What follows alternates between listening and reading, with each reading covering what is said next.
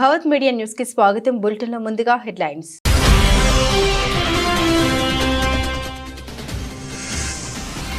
దుబాయ్లో 15 ఏళ్లకు పైగా అనుభవం ఉన్న వారికి శుభవార్త. నర్సులు, టీచర్లకు యుఏఈ గోల్డెన్ వీసా.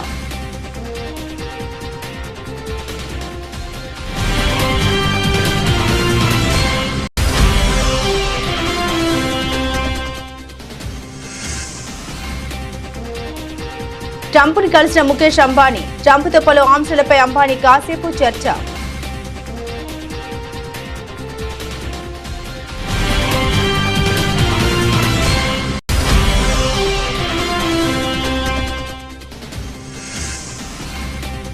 రాష్ట్రపతికి సుప్రీంకోర్టు డెడ్లైన్ పెట్టొచ్చా?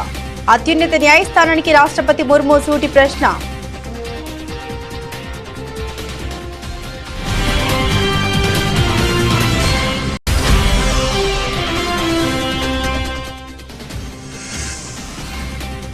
పాకిస్తాన్ వద్ద అణ్వాయుధాలు ఉండడం క్షేమమేనా? ప్రపంచ దేశాన్ని ప్రశ్నించిన రక్షణ మంత్రి రాజ్నాథ్.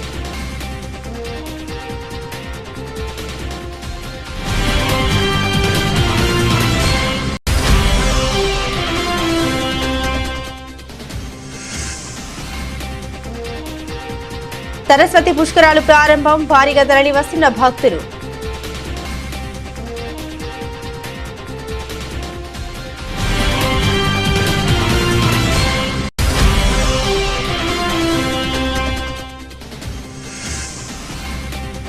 వీరయ్య చౌదరి కుటుంబ సభ్యుల్ని పరామర్శించిన మంత్రి లోకేష్. అన్ని విధాల అండగా ఉంటామని భరోసా.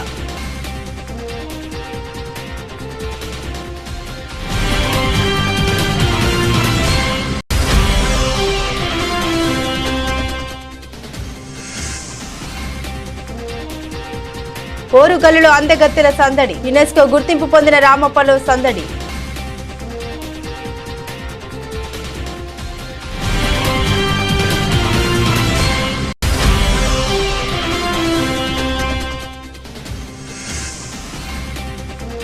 కౌలు రైతుల పట్ల కూటమి సర్కార్ తీవ్ర నిర్లక్ష్యం. మాజీ మంత్రి కారుమూరి నాగేశ్వరరావు ఆగ్రహం.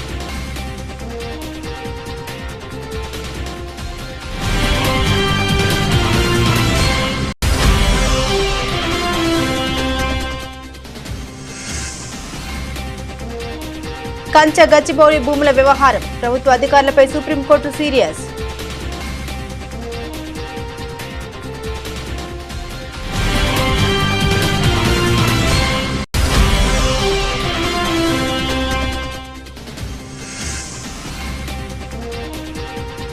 అదిరిపోయిన hero Ram glimpse. Andhra king taluka అంటూ రచ్చ చేస్తున్న రామ్.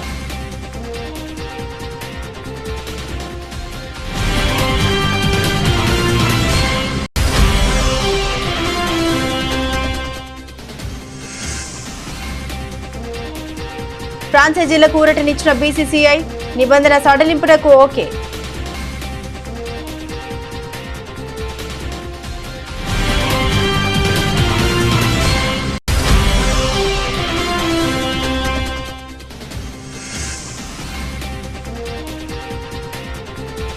పసిరి ప్రియులకు గుడ్ న్యూస్. దిగొస్తున్న బంగారం ధరలు.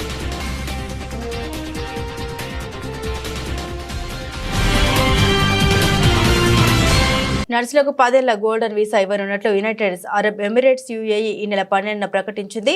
దుబాయ్ హెల్త్ శాఖలో 15 సంవత్సరాలకు పైగా పనిచేసిన అనుభవం కల వారికి ఈ వీసాను ఇస్తామని తెలిపింది.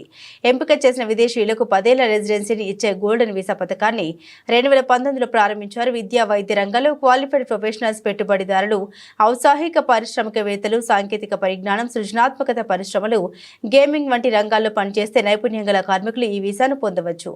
10 ఏళ్ల గోల్డెన్ వీసా పథకాన్ని టీచర్లు, విద్యావేత్తలకు కూడా వర్తింపజేస్తామని విజ్ఞానం, మానవ అభివృద్ధి సంస్థ ప్రకటించింది. దుబాయ్లోని ప్రైవేట్ ఎడ్యుకేషనల్ ప్రొఫెషనల్స్ కు ఇది వర్తిస్తుందని తెలిపింది. శిశు సంరక్షణ కేంద్రాలు, పాఠశాలలు, విశ్వవిద్యాలయాల్లో పనిచేస్తూ అద్భుతమైన పనితీరు కనబరిచిన విద్యా ప్రమాణాలను పెంచిన వారికి గోల్డెన్ వీసా ఇస్తామని తెలిపింది. ఖత్తర్ పర్యటనలో ఉన్న అమెరికా అధ్యక్షుడు డొనాల్డ్ ట్రంప్ ను రిలయన్స్ ఇండస్ట్రీస్ అధినేత, ఆసియా కుబేరుడు ముఖేష్ అంబానీ మర్యాదపూర్వకంగా కలిశారు. ఖత్తర్ లూసైల్ ప్యాలెస్ లో నిర్వహించిన విందులో ట్రంప్ తో పాటు Qatar sheikh emir Tamim bin Hamid తోనూ ముచ్చటించారు। ఈ సందర్భంగా ట్రంప్తో పలు అంశాలపై అంబానీ కాసేపు చర్చించారు। ఇందుకు సంబంధించిన వీడియో బయటకు రావడంతో నెట్టింట వైరల్గా మారింది। ఇక ఈ వీడియోలో రిలయన్స్ చీఫ్ అమెరికా వాణిజ్య కార్యదర్శి స్టీవ్ లుట్నిక్తో అంబానీ స్నేహపూర్వకంగా సంభాషించడం కూడా ఉంది। కాగా అమెరికా అధ్యక్షుడి గౌరవార్థం ఖత్తర్ సర్కార్ ఏర్పాటు చేసిన ఈ అధికారిక విందులో టెస్లా అధినేత మస్క్తో పాటుగా పలువురు ప్రముఖులు పాల్గొన్నారు। జనవరిలో రెండవసారి అమెరికా అధ్యక్షుడిగా ప్రమాణ స్వీకారం చేసిన తర్వాత ట్రంప్తో అంబానీ ఇది రెండవ సమావేశం। జనవరిలో ట్రంప్ రెండవ ప్రమాణ స్వీకారానికి ఒకరోజు ముందు ముఖేష్ అంబానీ ఆయన భార్య నీతా అంబానీ ట్రంప్ను కలిశారు। తమిళనాడు ప్రభుత్వం వర్సెస్ గవర్నర్ కేసులో ఏప్రిల్ 8న సుప్రీంకోర్టు రాష్ట్ర బిల్లులపై రాష్ట్రపతి గవర్నర్ 3 నెలల్లో ఒక నిర్ణయం తీసుకోవాల్సిందేనని తీర్పు వెలువరించింది। గడువులోకి ఆమోదించడమో వెనక్కి తిప్పి పంపడమో ఏదో ఒకటి చేయాలని స్పష్టం చేసింది। బిల్లులు ఆమోదించకపోతే ఎందుకనే కారణాలు ఖచ్చితంగా చెప్పాలని తెలిపింది। ఈ తీర్పు తర్వాత కూడా ఇలాగే చేస్తుంటే సర్వోన్నత న్యాయస్థానాన్ని ఆశ్రయించవచ్చని రాజ్యాంగ అధికరణం 147 ప్రకారం గవర్నర్ల నిష్క్రియాపరత్వాన్ని న్యాయ సమీక్ష చేసేందుకు సంపూర్ణ అధికారం సుప్రీంకోర్టుకు ఉందని justice JB Pardiwala R Mahadevan ధర్మాసనం వెల్లడించింది। అయితే సుప్రీం ఇలా కాల పరిమితి విధించడంపై రాష్ట్రపతి ద్రౌపది ముర్ము తీవ్రంగా స్పందించారు। రాజ్యాంగంలో ఎలాంటి నిబంధన లేనప్పుడు అలాంటి తీర్పు ఎలా ఇవ్వగలరని రాష్ట్రపతి ముర్ము అత్యున్నత న్యాయస్థానాన్ని ప్రశ్నించారు।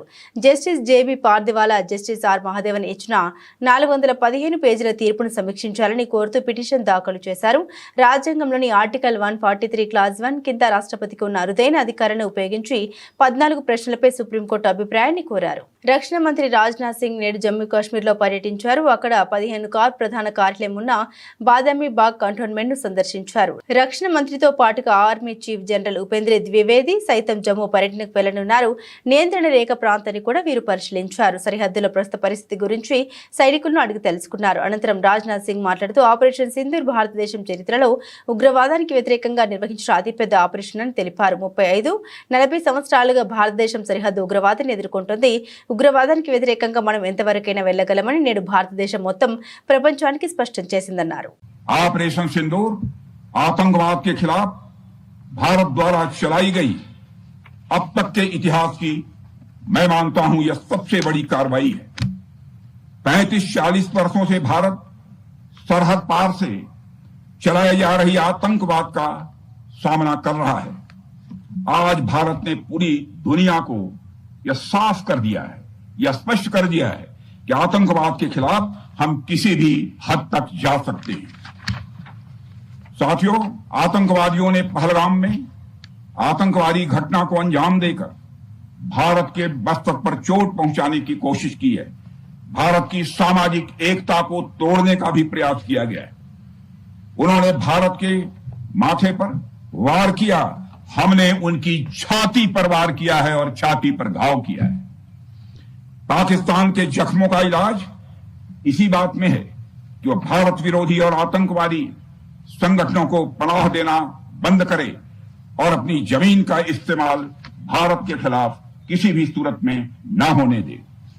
साथियों, आपको याद होगा कि लगभग 31 साल पहले स्वर्गीय अटल बिहारी वाजपेयी जी के सामने इसी पाकिस्तान ने इस्लामाबाद में डिक्लेरेशन किया था कि अब उनकी धरती से आतंकवाद एक्सपोर्ट नहीं किया जाएगा। मगर पाकिस्तान ने भारत को धोखा दिया है, पाकिस्तान ने भारत को छला है और आज भी वह धोखा दे रहा है। इसका खामियाजा अब उसको भारी कीमत करके भुगतना पड़ा है और यह कीमत यदि आतंकवादी वारदातें चलती रही तो लगातार यह बढ़ने ही वाली है। हमारे प्रधानमंत्री श्री नरेंद्र मोदी जी ने दो टूक शब्दों में आतंकवाद के खिलाफ भारत की नीति को रीडिफाइन कर दिया है, इसे परिभाषित कर दिया है, जो यह कहती है कि हिंदुस्तान की सरजमी पर किया गया कोई भी आतंकी हमला एक एक्ट ऑफ वार माना जाएगा।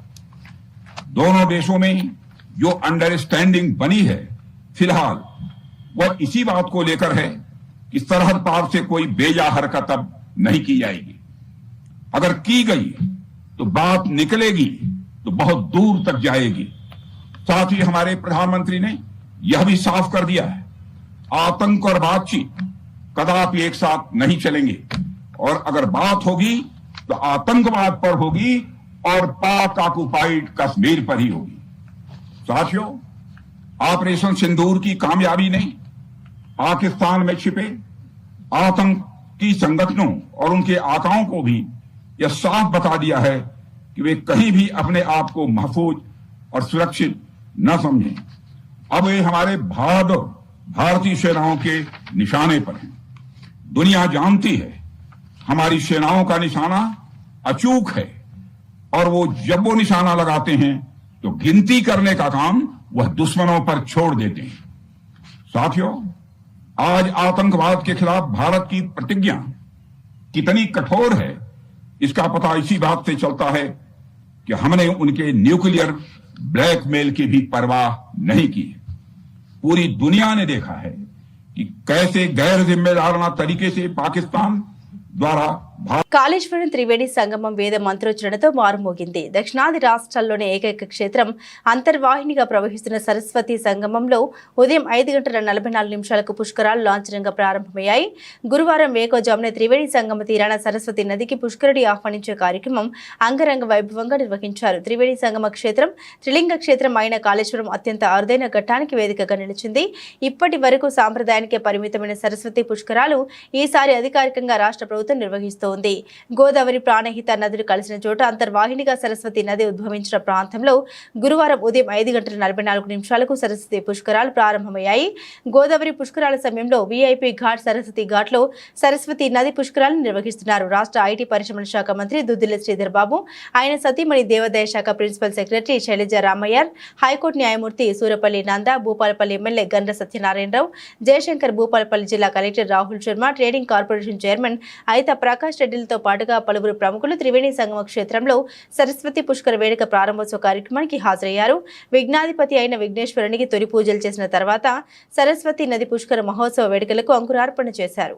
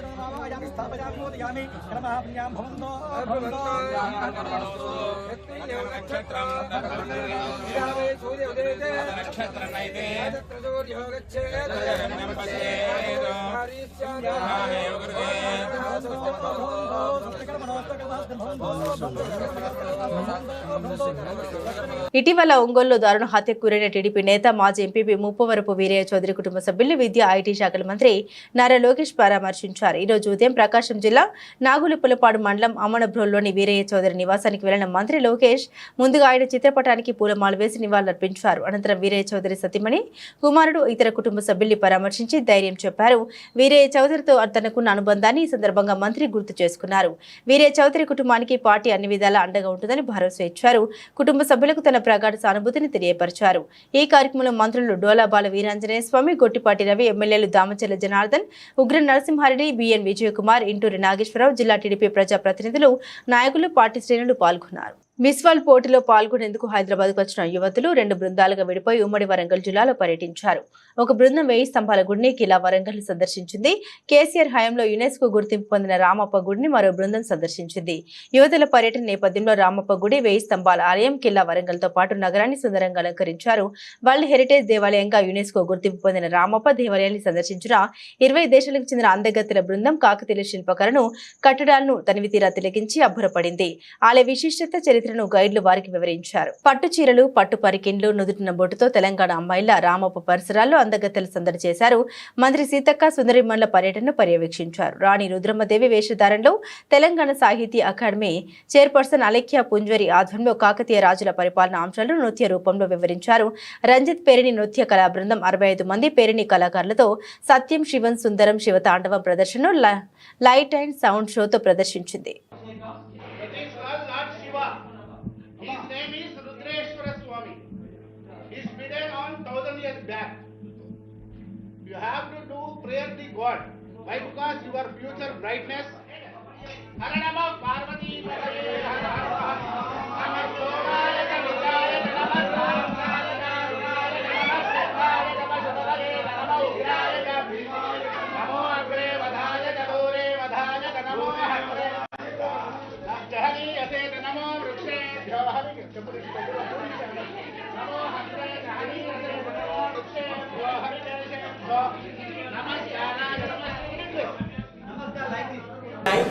Less than 0.9 density grams per cc.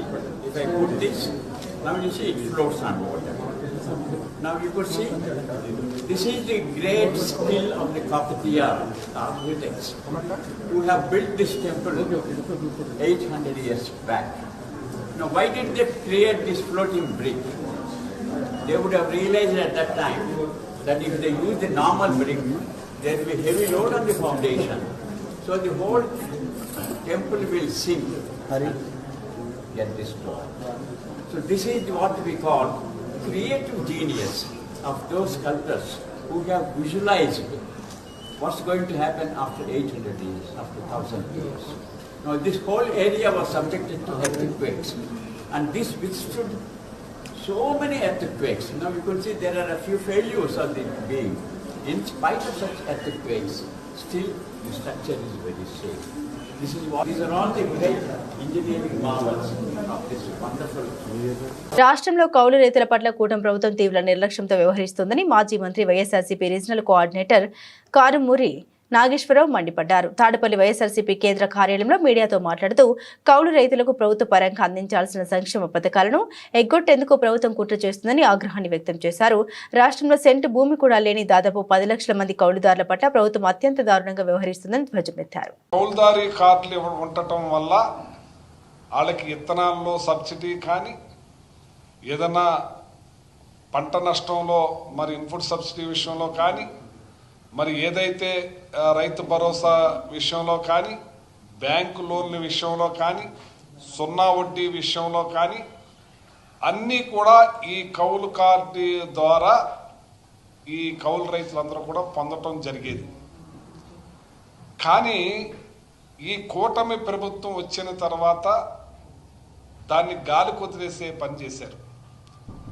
Last time Jaganmohan Reddy గారి ప్రభుత్వం ఈ కౌలుదారి 10 లక్షల మందికి చేయాలని టార్గెట్ పెట్టుకుని 9,30,000 మందికి కార్డులు కల్పించే కార్యక్రమం చేసినా మరి ఈ ప్రభుత్వం వచ్చిన తర్వాత వాళ్ళకి ఏ విషయంలోనూ కూడా సహకరించకుండా కౌలుదారి కార్డులు 9,30,000 మందికి చేసినా వాళ్ళకి మరి విత్తనాల సబ్సిడీలో కానీ సున్నా వడ్డీలో కానీ అయితే రైతు భరోసా ఎలాగ లేదో వాళ్ళేదో ఇదన్నారు, ఇది మన అన్నదాత సుఖీభావ అని ఏదో పెట్టారు. అది 26,000 రూపాయలు చెప్పారు. ఆ 26,000 రూపాయలు కూడా ₹1 ఇచ్చే కార్యక్రమం చేయలేదు. అది కేంద్రం నుంచి వచ్చింది మాత్రం అది వచ్చింది. వీళ్ళు ఇచ్చేది మాత్రం ఏమీ చేయకుండా రైతులకి గాలి వదిలేసే కార్యక్రమం చేశారు. ఇవాళ కౌలుదారి రైతులు బాధ వర్ణాతీతం. ఇంచేతంటే ఈ రాష్ట్రానికి రైతే వెన్నెముక, అందులో మెయిన్ కౌలుదారులు 70-80% రైతాంగం కౌలుదారులే. కాబట్టి అందులో 10 లక్షల మంది కౌలుదారులకి సెంటు భూమి కూడా లేని వాళ్ళు 10 లక్షల మంది ఉన్నారు.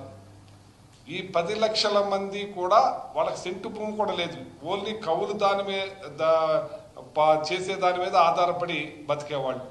వాళ్ళకి ఈ కార్డులు చేసి ఒక చట్టబద్ధత కల్పించి ప్రభుత్వం ద్వారా వచ్చే అన్నీ కూడా వాళ్ళకి అందే విధంగా చేసిన జగన్మోహన్ రెడ్డి గారు వాళ్ళకి పెద్దపేటేసి ఎన్నో రకాలుగా మేలు చేసే కార్యక్రమం చేశారు. పంట నష్టం వచ్చినా మరి బ్యాంకు రుణాలు ఇవ్వాలంచేతంటే ₹3 ₹5 వడ్డీలు తెచ్చుకుని నడ్డిరిగిపోయే పరిస్థితి దారుణాతి దారుణంగా. ఎంచేతంటే వాళ్ళ రైత దగ్గర మళ్ళీ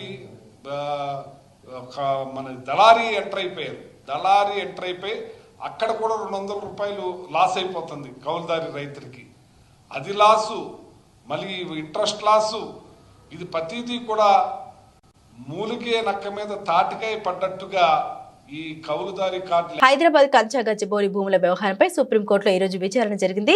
విచారణ సందర్భంగా సిజేఐ జస్టిస్ బిఆర్ గవాయ్ నేతృత్వంలోని ధర్మాసనం ఘాటు వ్యాఖ్యలు చేసింది. పర్యావరణ అనుమతులు తీసుకున్నారా లేదా చెప్పాలని జస్టిస్ బిఆర్ గవాయ్ రాష్ట్ర ప్రభుత్వాన్ని ప్రశ్నించారు. లాంగ్ వీకెండ్ చూసి ఎందుకు చర్యలు మొదలు పెట్టారని ధర్మాసనం మరోసారి ప్రశ్నించింది. నష్టాన్ని పూడ్చేందుకు తీసుకునే చర్యల్ని స్పష్టంగా చెప్పాలని న్యాయస్థానం పేర్కొంది. ఈ సందర్భంగా సుప్రీంకోర్టు మార్గదర్శకాలకు ఏమాత్రం విరుద్ధంగా వ్యవహరించినా ఊరుకునేది లేదని ధర్మాసనం హెచ్చరించింది. అలాగే పర్యావరణానికి జరిగే నష్టాన్ని పూడ్చే చర్యలు చేపట్టకపోతే సిఎస్ సహా కార్యదర్శులు జైలుకు పోవాల్సి ఉంటుందని ధర్మాసనం ఘాటుగా వ్యాఖ్యానించింది. ఇక కేంద్ర సాధికారిక సంస్థ దాఖలు చేసిన నివేదికపై కౌంటర్ దాఖలు చేసేందుకు రాష్ట్ర ప్రభుత్వం తరపు న్యాయవాది సమయం కోరారు. ఈ సందర్భంగా విజిల్ బ్లోయర్స్ విద్యార్థులపై నమోదైన కేసుల విషయాన్ని పలువురు న్యాయవాదులు కోర్టు దృష్టికి తీసుకెళ్లారు. ఆ కేసులు కొట్టివేయాలని అప్లికేషన్ దాఖలు చేసినట్టుగా తెలపగా ఈ పిటిషన్తో కలిపి విచారించడం కుదరదని సిజేఐ స్పష్టం చేశారు. వేరే పిటిషన్లు దాఖలు చేసుకోవాలని కోరారు. తదుపరి విచారణను జూలై 23కి సుప్రీంకోర్టు వాయిదా వేసింది. Tollywood young and energetic hero Ram వైవిధ్యమైన పాత్రలతో ప్రేక్షకులను అలరించేందుకు ఎంతగానో ప్రయత్నిస్తున్నారు. కానీ సరైన సక్సెస్ పడడం లేదు. ఇస్మార్ట్ శంకర్ చిత్రం తర్వాత రామ్ మంచి హిట్ కొట్టిందే లేదు. ఇప్పుడు ప్రేమ కథతో ప్రేక్షకులను అలరించేందుకు సిద్ధమయ్యాడు రామ్. మాస్ మంత్రం జపిస్తూ గుబురు గడ్డంతో రచ్చ చేసిన దానికి సరైన ఆదరణ దక్కలేదు. ఇప్పుడు స్లిమ్ అండ్ క్లీన్ లుక్ లో అమ్మాయిల మనసు దోషే విధంగా హ్యాండ్సమ్ లుక్ లో కనిపించనున్నాడు Ram. Mythri movie makers banner లో ర్యాపో 22గా ఈ మూవీ రూపొందుతుంది. MS Shetty, mister Polishetty, fame P Mahesh Babu ఈ మూవీకి దర్శకత్వం వహిస్తుండగా రామ్ సరసన భాగ్యశ్రీ బోర్సే కథ నాయికగా నటిస్తుంది. ఈ చిత్రాన్ని మూవీ ఇండస్ట్రీ నేపథ్యంలో తెరకెక్కిస్తున్నట్లు గ్లిమ్స్ ను బట్టి తెలుస్తుంది. ఈ రోజు రామ్ బర్త్డే సందర్భంగా గ్లిమ్స్ తో పాటు టైటిల్ రివీల్ చేశారు మేకర్స్. గ్లిమ్స్ లో సినిమా థియేటర్లో టికెట్ల కోసం పలుకుబడిని వాడడం, ఎమ్మెల్యే పోలీస్ తాలూకా ఆంటో టికెట్స్ అడ్వాన్స్ బుకింగ్ చేయడం, తర్వాత ఆంధ్ర కింగ్ సూర్య సినిమా అంటే మామూలు విషయమా అని చెప్పడం, మన హీరో ఎంట్రీ ఇచ్చి ఫ్యాన్ ని అని చెప్పి ఆంధ్ర కింగ్ తాలూకా అని 50 టికెట్లు తీసుకోవడం వంటివి చూస్తుంటే నిజంగానే ఇదొక ఫ్యాన్ బయోపిక్ మాదిరిగానే అనిపిస్తుంది. చిత్రంలో సినిమా హీరో అభిమానిగా రామ్ కనిపించనున్నట్లు అర్థమవుతుంది. మరో 2 రోజుల్లో పునఃప్రారంభం కానున్న IPL 18లో పలు జట్లకు విదేశీ ఆటగాళ్ల రాకపై అనిశ్చితి కొనసాగుతున్న వేళ భారత క్రికెట్ నియంత్రణ మండలి BCCI ఫ్రాంచైజీలకు స్వల్ప ఊరటనిచ్చింది. అందుబాటులో లేని విదేశీ ఆటగాళ్ల స్థానాలను భర్తీ చేసుకోవడానికి గాను టెంపరరీ రీప్లేస్మెంట్స్ కు ఆమోద ముద్ర వేసింది. దీని ప్రకారం ఆయా జట్లు ఫారెన్ ప్లేయర్ స్థానాన్ని తక్షణమే మరో ప్లేయర్ తో భర్తీ చేసుకోవచ్చు. దీని ప్రకారమే ఢిల్లీ క్యాపిటల్స్ ఈ సీజన్ కు దూరమైన ఆస్ట్రేలియా ఆటగాడు జేక్ ఫ్రేజర్ మెగ్గర్క్ స్థానంలో బంగ్లాదేశ్ పేసర్ ముస్తాఫిజుర్ రెహమాన్ ను జట్టులోకి తీసుకుంది. అయితే ఈ రీప్లేస్మెంట్స్ మాత్రం తాత్కాలికం. వచ్చే ఏడాది జరగబోయే IPL మినీ వేలంలో ఈ ఆటగాళ్లను రిటైన్ చేసుకోవడానికి ఆ జట్లకు అవకాశం లేదు. వీళ్ళు మినీ వేలంలో పాల్గొనవచ్చని IPL COO హేమంత్ అమీన్ ఫ్రాంచైజీలకు సూచించాడు.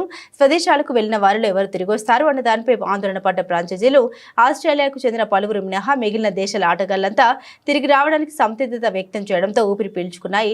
బుధవారం పలువురు విదేశీ ఆటగాళ్లు ఫ్రాంచైజీలతో చేరగా శుక్రవారం నాటికి మిగిలిన వారు ఆయా జట్లతో కలిసే అవకాశం ఉంది. అయితే ఇంగ్లాండ్, దక్షిణాఫ్రికా జట్ల ఆటగాళ్లు మాత్రం లీగ్ దశ ముగియగానే మళ్లీ బ్యాగులు సర్దుకోనున్నారు. వెస్టిండీస్ తో వన్డే సిరీస్ సందర్భంగా ఇంగ్లాండ్ ప్లేయర్లు ICC WTC ఫైనల్ కోసం దక్షిణాఫ్రికా ఆటగాళ్లు ప్లే ఆఫ్స్ కు అందుబాటులో ఉండబోమని ఫ్రాంచైజీలకు తేల్చి చెప్పినట్టు సమాచారం. ఆయా దేశాల బోర్డులు సైతం ఈ షరతు మీద వారిని తిరిగి భారత్కు పంపేందుకు అంగీకరించాయి. ఆపరేషన్ సింధూర్ తర్వాత బంగారం ధరల్లో చాలా మార్పులు చోటు చేసుకున్నాయి. అంతకుముందు ₹1,00,000 చేరిన బంగారం ధరలు యుద్ధం తర్వాత తగ్గుతూ వస్తున్నాయి. స్వచ్ఛమైన 24 క్యారెట్ల బంగారం ధర ఇప్పుడు 96,000 దగ్గర ట్రేడ్ అవుతుంది. పరిస్థితులను చూస్తుంటే ధరలు మరింత తగ్గే అవకాశం కనిపిస్తుంది. బంగారం కొనాలనుకునే వారికి, పెట్టుబడులు పెట్టాలనుకునే వారికి ఇది సరైన సమయం అని చెప్పవచ్చు. రానున్న కాలంలో బంగారం మళ్లీ ఆకాశం అంటే అవకాశం ఉంది. హైదరాబాద్ నగరంలో నిన్న 10 గ్రాముల స్వచ్ఛమైన 24 క్యారెట్ల బంగారం ధర ₹96,060 దగ్గర ట్రేడ్ అయింది. 10 గ్రాముల 22 క్యారెట్ల బంగారం ధర ₹88,050 దగ్గర ట్రేడ్ అయింది. ఇక 10 గ్రాముల 18 క్యారెట్ల ధర ₹72,040 దగ్గర ట్రేడ్ అయింది. ఇక ఈ రోజు 18,224 క్యారెట్ల బంగారం ధరపై ₹10 తగ్గింది. 10 గ్రాముల స్వచ్ఛమైన 24 క్యారెట్ల బంగారం ధర ఈ రోజు ₹96,050 దగ్గర ట్రేడ్ అవుతుంది. 10 గ్రాముల 22 క్యారెట్ల బంగారం ధర ₹88,040 దగ్గర ట్రేడ్ అవుతుంది. ఇక 10 గ్రాముల 18 క్యారెట్ల ధర ₹72,030 దగ్గర ట్రేడ్ అవుతుంది. హైదరాబాద్ నగరంలో బంగారంతో సంబంధం లేకుండా వెండి ధరలు ప్రతినిత్యం తగ్గుతూనే వస్తున్నాయి. నిన్న మహానగరంలో 100 గ్రాముల వెండి ధర ₹10,900 దగ్గర ట్రేడ్ అయింది. కేజీ వెండి ధర ₹1,09,000 దగ్గర ట్రేడ్ అయింది. ఈ రోజు 100 గ్రాములపై ₹10 కేజీపై ₹100 తగ్గింది. ఈ రోజు 100 గ్రాముల వెండి ధర $10,890 దగ్గర ట్రేడ్ అవుతుంది. కేజీ బంగారం ధర $1,08,900 దగ్గర ట్రేడ్ అవుతుంది. బులెటిన్ ముగించే ముందు హెడ్లైన్స్ మరోసారి.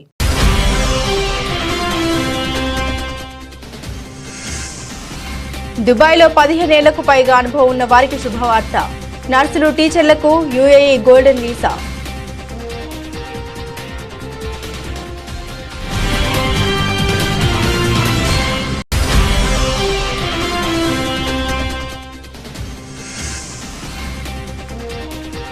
ట్రంప్ను కలిసిన ముఖేష్ అంబానీ. ట్రంప్తో పలు అంశాలపై అంబానీ కాసేపు చర్చ.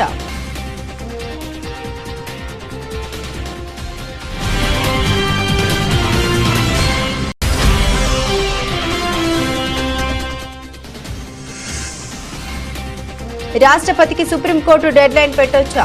అత్యున్నత న్యాయస్థానానికి రాష్ట్రపతి ముర్ము సూటి ప్రశ్న.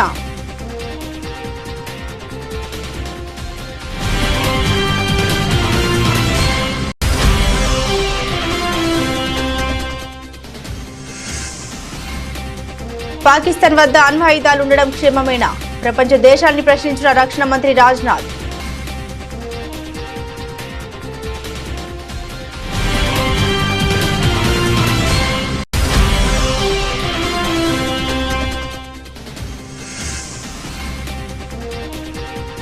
సరస్వతి పుష్కరాలు ప్రారంభం. భారీగా తరలి వస్తున్న భక్తులు.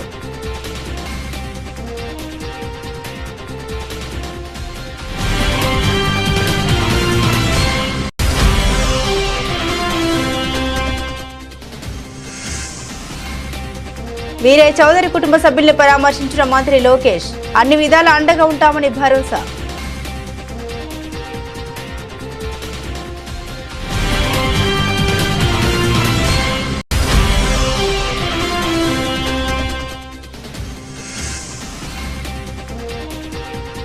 ఓరుగల్లులో అందగత్తెల సందడి. యునెస్కో గుర్తింపు పొందిన రామప్పలో సందడి.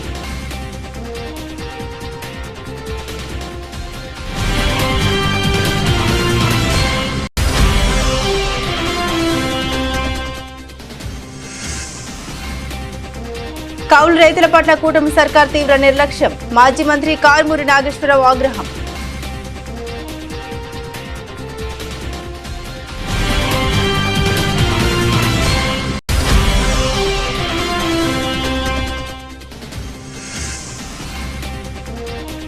కంచ గచ్చిబౌలి భూముల వ్యవహారం. ప్రభుత్వ అధికారులపై సుప్రీంకోర్టు సీరియస్.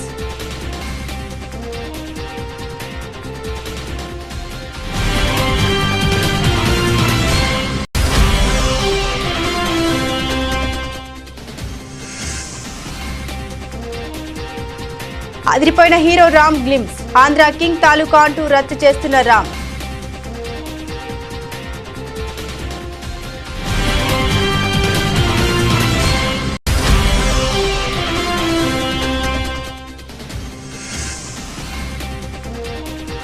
ఫ్రాంచైజీలకు ఊరటనిచ్చిన బీసీసీఐ. నిబంధన సడలింపునకు ఓకే.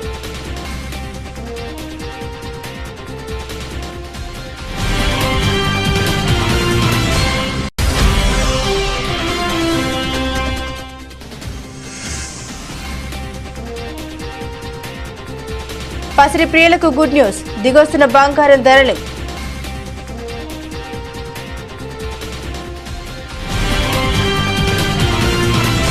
ఇవి ఈ బులెటిన్లోని విశేషాలు. తిరిగి మరో బులెటిన్తో మళ్ళీ కలుసుకుందాం. అంతవరకు సెలవు. నమస్కారం.